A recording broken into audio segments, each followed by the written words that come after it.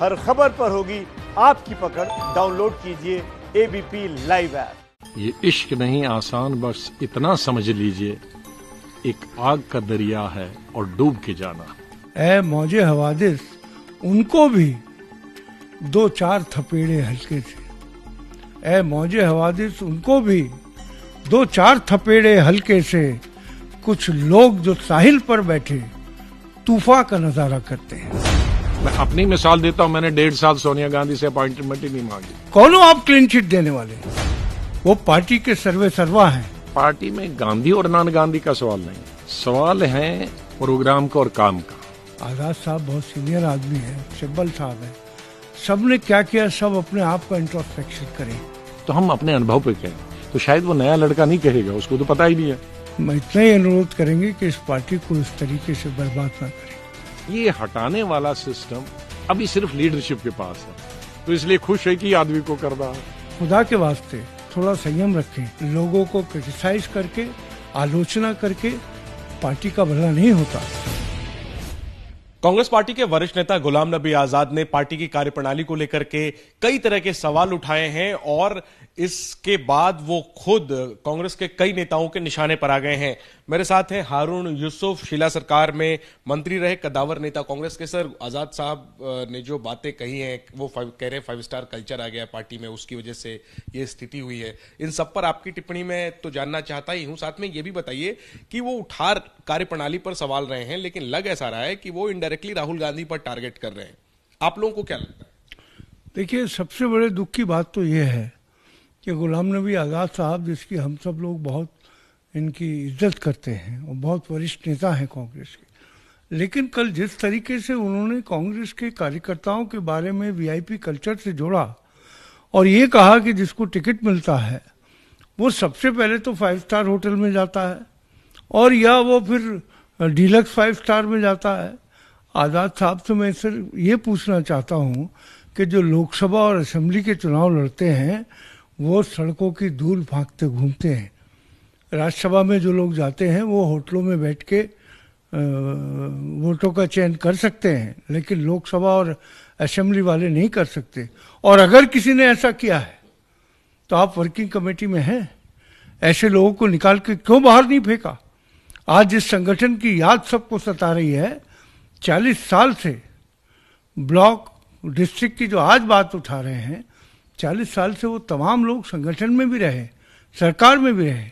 उस समय क्यों ध्यान नहीं आया? मुझे याद है उत्तर प्रदेश के अंदर राजीव जी जब प्रधानमंत्री बने तो राजीव जी ने कहा कि एक ब्लॉक कांग्रेस प्रेसिडेंट का सम्मेलन होगा। आपको हैरानी होगी कि यूपी में ब्लॉक के अध्यक्ष निकालने मुश्किल हो गए, ढूंढे से नहीं मिल रहे थे। और संगठन अगर बनाना ही है, ये इंचार्ज थे उस समय? हाँ, इंचार्ज थे।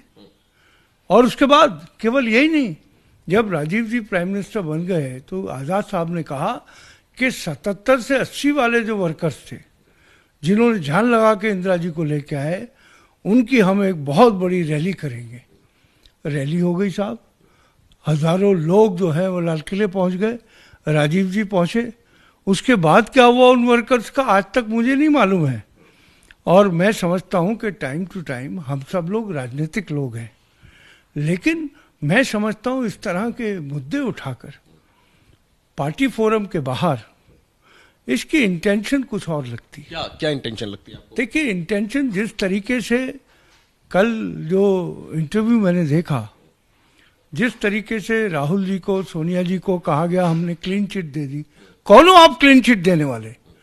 वो पार्टी के सर्वे सर्वा हैं, उनके खानदान ने इस पार्टी को बनाया है। कांग्रेस के करोड़ों कार्यकर्ताओं ने अपने बलिदान देकर इस पार्टी को बनाया है। इस कांग्रेस के नेता इंदिरा जी, राजीव जी के बलिदान से सत्ता में आए हो लोग, वो आज बात करते हैं इस तरह की, तो तकलीफ होती है। और खाली मुझे नहीं होती, उन करोड़ों कार्यकर्ताओं को होती है जिन्होंने इस पार्टी को बनाने के लिए अपनी जान दी।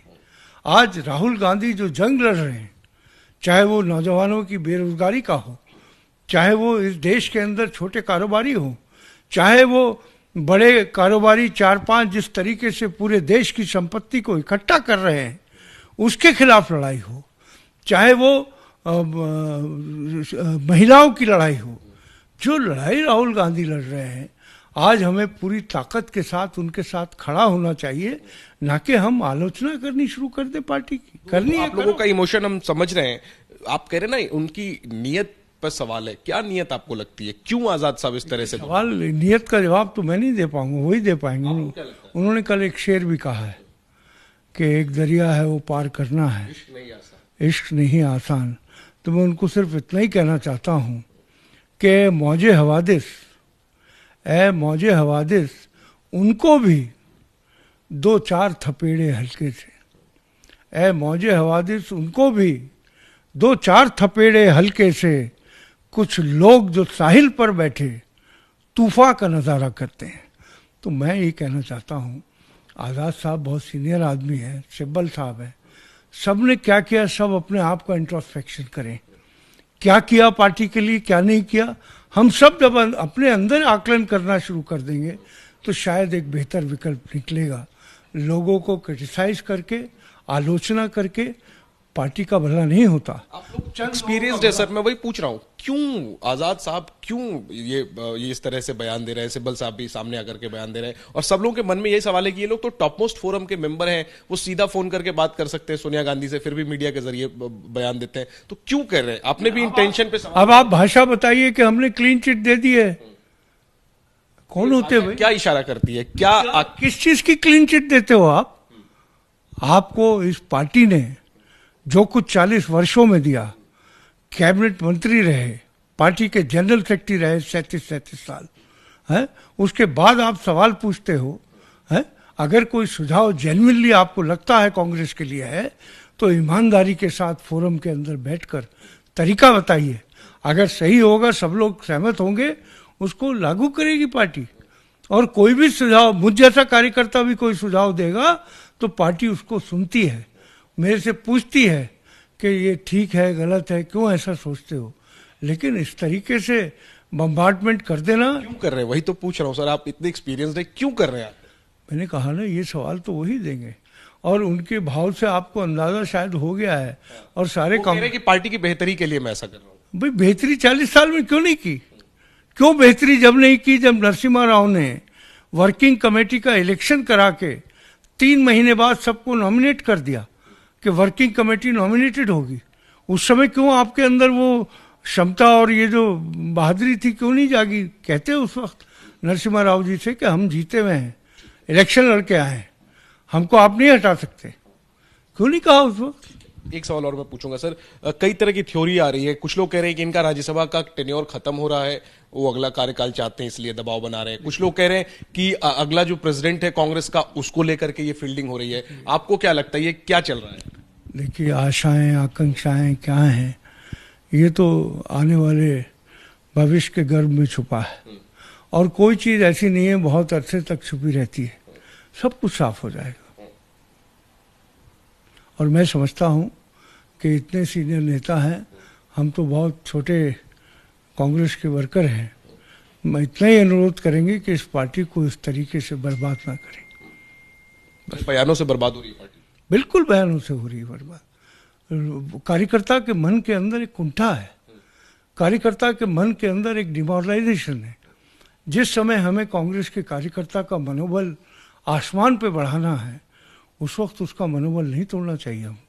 लेकिन आपको लगता है ये स्थिति इसलिए आई है सर क्योंकि पार्टी हार रही है चुनाव दर चुनाव, और हार की जिम्मेदारी जो है वो शीर्ष नेतृत्व की ही तो है, और कौन जिम्मेदार है कांग्रेस की इस स्थिति? हमेशा हुआ है, जब भी हम सत्ता से बाहर गए हैं, बहुत सारे दिलवाले जो हैं, जो दिल के अंदर ज्वाला होती है वो तभी पड़ती है जब सत्ता से बाहर होते हैं, और फिर सत्ता में आने के लिए उस ज्वाला को कैसे बैलेंस करना है वो अच्छे से जानते हैं।